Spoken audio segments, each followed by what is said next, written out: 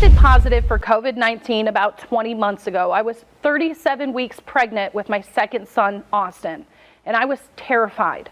I was the first COVID positive pregnant woman to deliver at Tidelands Health. Austin is now a big, healthy boy, and like many of you, I've wondered, do my natural infection antibodies protect me now from COVID, and for how long? The last several months, I've talked with head doctors at hospitals, the State Department of Health, nurses and lab visits, and my own doctor, using my own experience to find out what we know or maybe don't know yet about COVID-19 infection antibodies and what it will take to get those answers.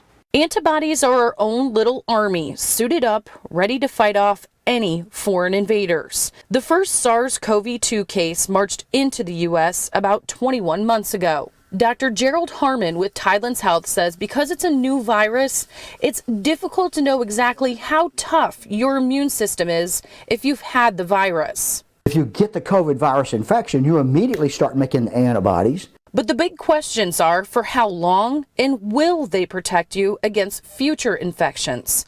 In August, I decided to check out my own army, making an appointment for $40 through Minute Clinic. I figured I would just go and get a test. Took me 5 minutes online at CVS. So here I am, and we're going to go in and kind of walk you through the process and see where I'm at.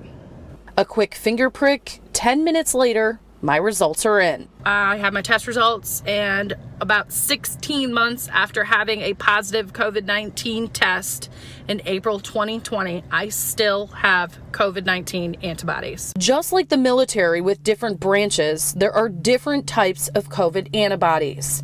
These rapid tests look for what's called IgG and IgMs and only show positive or negative. These are different antibodies made by different types of T cells or lymphocytes. The antibodies develop at different time frames. First antibody typically might develop would be an IgM antibody. It develops within a few days after getting the COVID virus.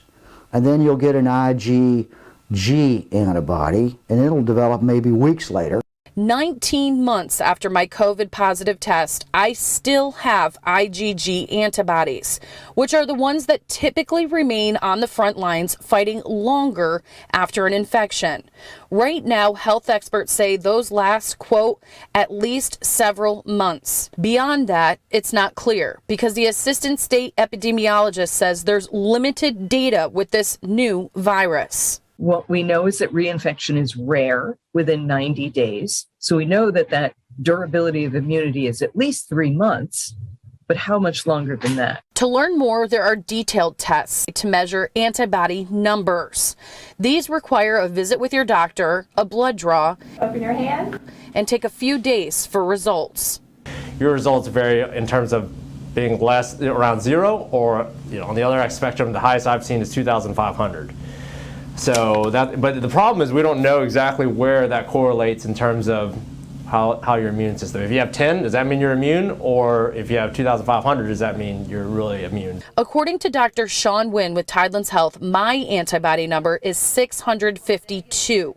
But it's tough to say what that number means. And there is no table out there, there's no research that says 200 means you're immune or 300 means you're immune, but this definitely tells me you have a response right now. Health experts are still working on a reference chart to determine the key number that will protect against reinfection. In fact, DHEC doesn't have the number of reinfections available because databases aren't set up to easily track them. So we're told it will take time. We don't have reinfections available to release publicly because it's more complicated than one might think, because we want to separate out reinfection without vaccine or people who were infected and then reinfected, but that reinfection is a breakthrough infection because they were vaccinated. As scientists and health experts enter that research phase of the pandemic, lawmakers are fighting over the vaccine mandates. Kentucky senators just passing a resolution in September that if someone has a positive antibody test, it's equivalent to being vaccinated. Health experts don't deny COVID infection antibodies do protect you. I think the biggest question is longevity. What's the duration of immunity? We're studying duration of immunity with vaccine, and that's easier to study because we know the exact dates that people were given vaccine, so we can follow them over time. But Dr. Harmon says to rely long-term solely on that army, we need further studies. So everybody's looking for a silver bullet still, all right? So I want to go get my antibody tested, and if I'm positive, if I get a good antibody level, I don't need any more vaccine. I don't need to worry about it. I don't need to wear a mask. I don't need to hand wash. I can just go. The challenge is it's just not that easy. I wish I could tell you with authority that it's, oh yeah, if your antibodies are good, you're good as far as that. The challenge is we're still learning about the antibody response. And it could be weeks, months, or even years before we get those answers.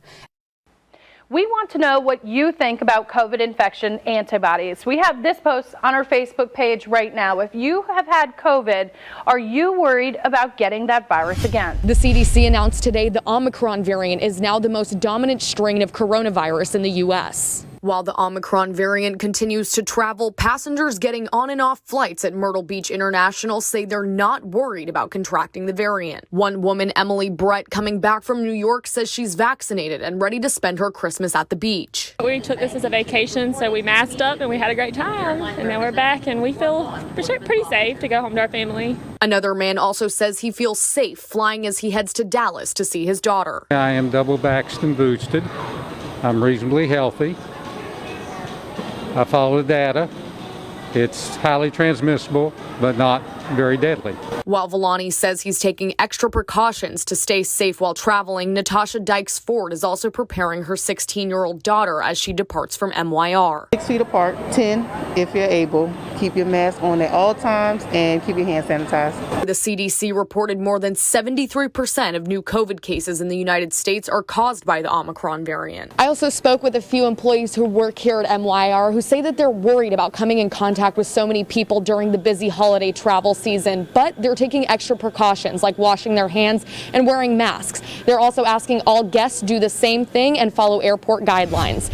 This is that post here from Anaya Owens, and her mother says she posted this describing kids smoking drugs at school, and she saw some kids with guns. Now, leaders say this makes them wonder why Anaya is the only one being punished.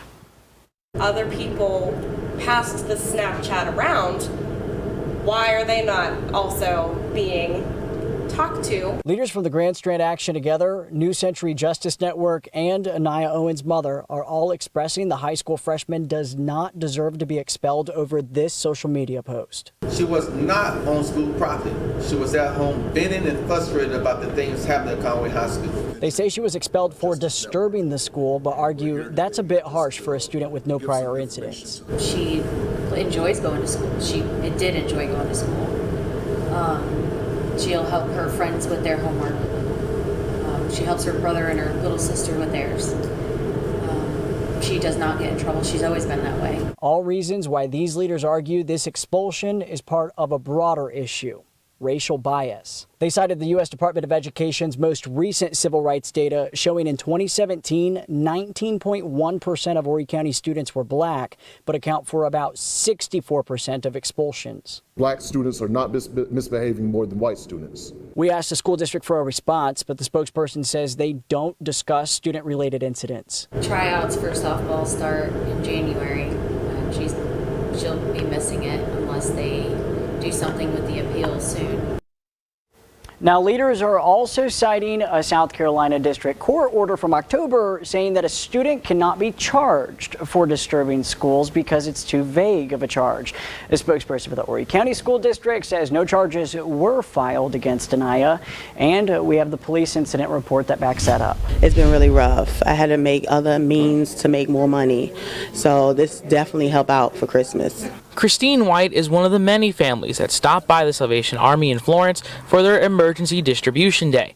This year, the organization teamed up with Toys for Tots to make sure no kids were left behind this Christmas. Those who missed the application deadline for both programs were able to show up today to get some last-minute gifts, leaving volunteers speechless. Knowing that other kids will be happy too, that makes me feel really good. It made me feel good and happy to see somebody being able to have something, because some people are unfortunate not to have it. But even after today, leaders with both organizations say they are always looking for donations because things can change in the blink of an eye. We've gotten a call on Christmas Eve or even on Christmas Day where someone has gotten, burnt out, or we even had one year where someone had broken into the house and stole all the toys, and so we had to, we went to and replace all those for them. Things change. People lose jobs, people move, businesses go out of business. So we're available 52 weeks of the year to help people. As for White, she says seeing her kids have something to open Christmas morning will give her the strength to move forward. Them just being happy and seeing the smiles on their face. My birthday is Christmas Eve, but it's even more exciting, even if I don't do anything, just seeing my kids happy.